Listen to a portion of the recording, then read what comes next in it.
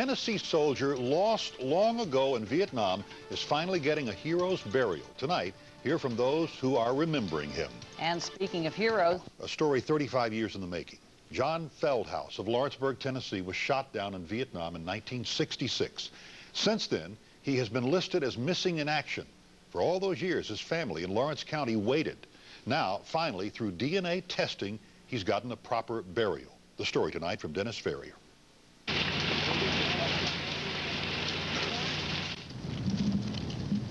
In the middle of a war in Afghanistan, a soldier from another war, from another era, is buried with full military honors. Navy pilot John Feldhaus was shot down during a bombing raid in Vietnam in 1966. Just 28 years old, he left parents, brothers and sisters, a wife and 4 children.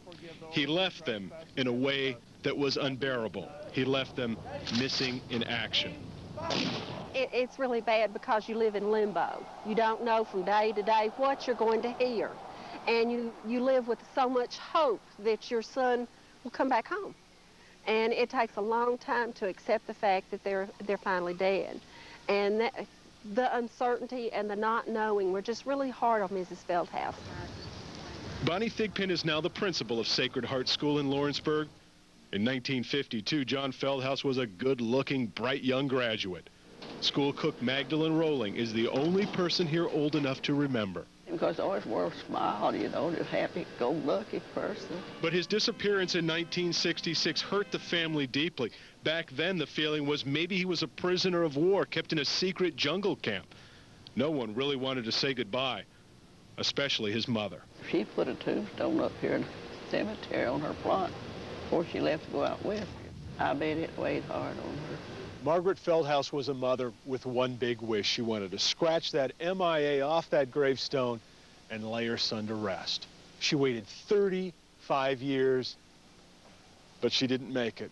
She died just 1 week before he was identified. If you haven't lived through an experience like that, it's really hard to understand how everybody does it.